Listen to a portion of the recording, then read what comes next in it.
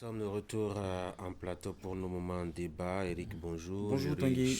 Bonjour. Bonjour Tanguy. Patrice Talon qui a rencontré les jeunes le lundi dernier pour quelques moments de discussion. Pourquoi, à votre avis, c'est maintenant qu'il le fait, Eric? Peut-être que on peut situer ça dans les rencontres qu'il essaye d'avoir maintenant. Nous l'avons vu avec les maires, ensuite avec les hommes d'affaires, et vous l'avez relevé avec les jeunes. Peut-être qu'aujourd'hui, Patrice Talon est d'autant plus dégagé, essaye donc de multiplier ces rencontres pour faire le point de ses actions et tracer sans doute les perspectives avec ces groupes de personnes. C'est vrai que j'ai lu pas mal d'analyses sur cette rencontre où on a estimé que c'est peut-être à l'approche des élections que Patrice sent le besoin de rencontrer les jeunes et de discuter parce que on peut le remarquer aisément en pratiquement 9 ans de gouvernance, on n'a pas eu une rencontre aussi officielle où le chef de l'État a rencontré les jeunes de je dirais, de différentes formations politiques ou les jeunes de différents secteurs d'activité. Nous avons vu des artistes, nous avons vu des influenceurs humoristes, nous avons vu de jeunes entrepreneurs, nous avons vu de jeunes acteurs politiques, des partis politiques que nous avons. Donc le casting a été fait pour que les jeunes de ces différents secteurs puissent être représentés. Donc je pense qu'il y a un agenda que Patrice Talon est en train d'exécuter et nous l'avons remarqué avec d'autres groupes de personnes. Peut-être qu'après les jeunes, nous aurons aussi d'autres groupes de personnes que Patrice Talon va peut-être rencontrer sans doute avant la fin de son mandat. Loïs. Oui, on sait que la jeunesse représente une importante partie de la population et on ne peut mettre en œuvre des politiques de développement sans véritablement prendre en compte cette jeunesse, cette flamme ardente qui constitue justement le socle de la nation. Et on se pose quand même la question de savoir et pourquoi c'est après 9 ans que le président Patrice Talon reçoit ces jeunes, toutes catégories confondues. On peut mettre ceci sous le symbole d'une rencontre de revoir. Un peu comme j'ai eu à travailler, j'ai eu à faire certaines choses. Je veux maintenant vos avis pour voir si ce que j'ai fait a certainement impacté votre vie, a d'une certaine manière amélioré votre cadre de vie. Donc je pense que c'est comme une sorte de demande de concertation, mais de façon indirecte. Mais c'est aussi, comme nous pouvons l'imaginer, Patrick Talon étant un homme politique, bon teint, pur teint, ça peut être aussi une sorte de renégociation de sa couleur et plutôt de sa manière d'accompagner le pays parce que n'oubliez pas, il dit qu'il s'en va mais qu'il sera très actif justement sur le terrain politique et il a aussi dit qu'il va accompagner justement celui qui viendra. Donc c'est aussi une manière déjà de négocier la partition des jeunes pour le candidat qu'il aura peut-être choisi d'ici peu, puisque nous ne le connaissons pas encore. Donc, c'est aussi une sorte de réconciliation avec cette jeunesse-là. C'est pour cela que j'ai dit à l'entame que cette rencontre aurait eu lieu un peu plus tôt, que certainement il aurait eu des doléances de la part de ces jeunes et ça l'aurait aidé certainement à améliorer, à affiner et à peaufiner son programme d'action au profit de la jeunesse. Ceci étant, on a compris que c'est un programme qu'il est en train de décliner. Effectivement, il a rencontré plusieurs couches, plusieurs franges de la société déjà. Et peut-être la seule chose qui manque actuellement, ne soyons pas étonnés que Patrice Talon rencontre les femmes. Pourquoi pas? Elles appartiennent aussi à la société béninoise. Mais le contenu du discours, Eric? Oui, je pense qu'il y a eu plusieurs sujets. Je pense que ce qui nous a plus marqué, c'est cette phrase où il confiait à la jeunesse justement qu'il va être actif dans le choix, je dirais, du prochain président. Voilà.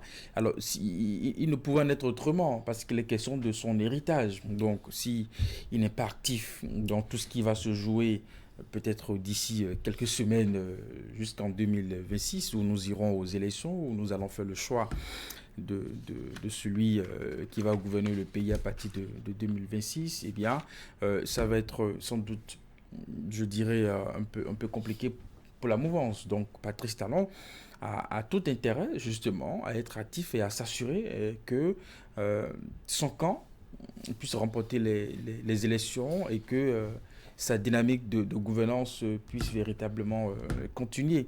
Nous le voyons très mal, justement, au soir de sa gouvernance, croiser les bras et observer les choses de façon simple.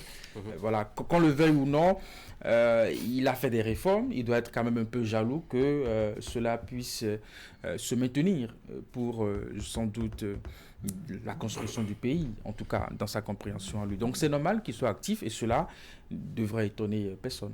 Loïc. Un discours que j'appelle l'apologie des réformes. Un discours qui vient simplement expliquer une fois encore tout ce que les jeunes ont déjà eu comme réforme. Et c'est vrai que moi, ça m'a fait plaisir de constater que l'opposition s'est fait représenter par des jeunes aussi. Et c'est bien quand même qu'ils aient échangé d'une certaine manière, qu'ils aient écouté le chef de l'État. Parce que je l'ai toujours dit sur ce plateau, l'opposition politique ne veut pas dire qu'on est ennemi. Et quelles que soient les divergences d'obédience politique, on doit pouvoir s'asseoir, discuter de tout ce qui est développement durable, de tout ce qui est développement en général. Parce qu'au-delà de la politique politicienne, c'est-à-dire les jeux de coulisses, les jeux de coups, des coups qu'on envoie et qu'on reçoit aussi, au-delà de tout ceci, on doit pouvoir comprendre que le développement, l'urbanisation que le Bénin est en train de subir, la vente de l'image, ou du moins l'image du Bénin que nous sommes en train de projeter à l'extérieur du pays en montrant que nous sommes capables de vendre notre culture, nous sommes capables de montrer qu'au-delà de l'image que les gens avaient de l'Afrique, cette image de l'Afrique qui pleure, cette image de l'Afrique qui a faim, cette image de l'Afrique où c'est toujours désolation, guerre, tristesse, famine, tout ce qu'on sait. Au-delà de ces images-là que les Occidentaux avaient de l'Afrique, il y a certains pays aujourd'hui qui sont en train de vendre une autre image. Une image qui est que l'Afrique a des valeurs, l'Afrique a des vertus, l'Afrique est culture et vend sa culture. L'Afrique est une économie résiliente, même si par moments on a toujours des récriminations contre certaines gouvernances.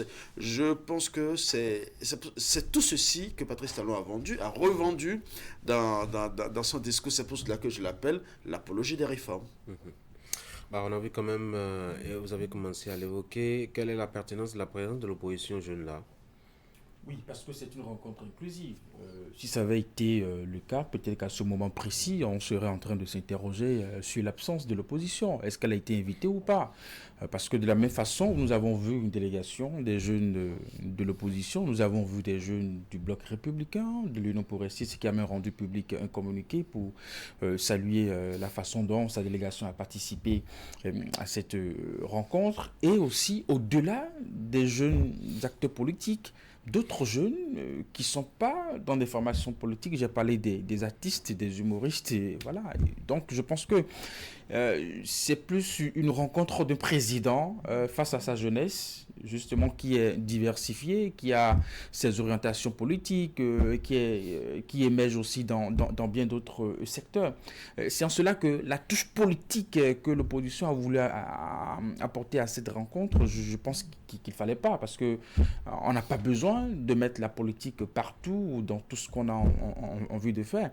Un chef d'État a bien le droit quand même de rencontrer des jeunes. Après que vous soyez de l'opposition ou de la mouvance, ça reste un moment d'échange entre vous et puis une personnalité qui a envie sans doute d'aborder plusieurs questions. C'est vrai qu'on peut reprocher au chef de l'État pour avoir mis du temps pour initier une telle rencontre. Parce que si par exemple à l'occasion les jeunes posaient vraiment des problèmes, envie qu'on essaie de voir dans tel domaine, dans tel secteur, je dis de quel temps dispose Patrice Talon pour réajuster les choses. Si ça avait été peut-être des rencontres plus régulières depuis pratiquement 16 ans, où à chaque action qu'on essaie de mener à l'endroit des jeunes, on aurait pu justement trouver le temps nécessaire pour réajuster des choses et puis faire avancer les choses. Donc c'est venu pour moi un peu tard quand même. C'est en cela qu'on a du mal à croire la bonne foi ou vraiment la pertinence de la rencontre sans l'associer à ce, je dirais, à ce que nous allons vivre comme période électorale qui s'annonce. C'est trop juste, c'est trop proche pour qu'on n'y voit pas de rapprochement. Ulrich l'a dit, c'est peut-être sans doute une façon de chercher, je dirais, une forme de caution, de chercher un soutien indirect, voyez-vous, de la jeunesse de façon globale à la poursuite de la dynamique. Moi, je vais d'abord commencer par féliciter cette délégation de l'opposition parce que ailleurs, certains diront oui, nous avons formulé des demandes pour qu'il y ait des assises nationales. Il y a eu ci, il y a eu ça. Nous avons demandé beaucoup de choses. On ne nous a pas répondu, mais maintenant on nous demande de venir nous asseoir pour échanger. De quoi? Et alors que ça, effectivement, ce n'est pas le cadre adéquat pour le faire. Donc, je félicite et je salue la hauteur d'esprit, la grandeur d'esprit de cette délégation de l'opposition, ou de l'opposition en général, qui a envoyé cette délégation plus tôt. Et je dis surtout ceci, vous savez, au-delà de la rencontre qui paraît une rencontre d'adieu, parce que oui, on rencontre plusieurs personnes, au-delà de cette rencontre qui ressemble à une rencontre d'adieu, c'est plutôt une belle opération de charme, qui est carrément la renégociation de la confiance. Et quand l'opposition est là, c'est une manière de dire, et comme je l'ai dit, c'est l'apologie des réformes, c'est une manière de dire, tout ce que j'ai fait, c'est pour vous. Et quand on sait que la jeunesse est le socle de la nation, on se dit, accompagnez-nous dans ces réformes. Et là, avec le temps, vous verrez que ces réformes vont améliorer l'image du pays et autres, tout ça. Moi, je pense que ceci étant, une fois que l'opposition a accepté cette main tendue, parce que l'opposition avait tendu la main d'une certaine manière en demandant des assises et une rencontre de réunification et de concertation. Ce qui n'a pas eu lieu, mais aujourd'hui, le chef de l'État a demandé quand même que la jeunesse de l'opposition vienne s'asseoir aux côtés de toute la jeunesse du Bénin. C'est-à-dire là, on ne voit plus l'obédience politique. Il y a des opérateurs économiques, il y a des acteurs, il y a toutes les composantes de la jeunesse au sein de laquelle justement il y a cette opposition qui vient vivre justement cette symbiose avec les autres jeunesses, avec les autres membres de la jeunesse, au cœur du palais de la Marina où le président de la République est. On pense que c'est une manière de dire oui, c'est bon ce que nous avons fait jusque-là. Vous, même si vous êtes de l'opposition, accompagnez-nous pour la suite du travail. Donc, je dis, c'est une renégociation de la confiance. Mais je salue une fois encore, la grandeur d'esprit, l'ouverture d'esprit de l'opposition parce qu'ils avaient la possibilité de dire non.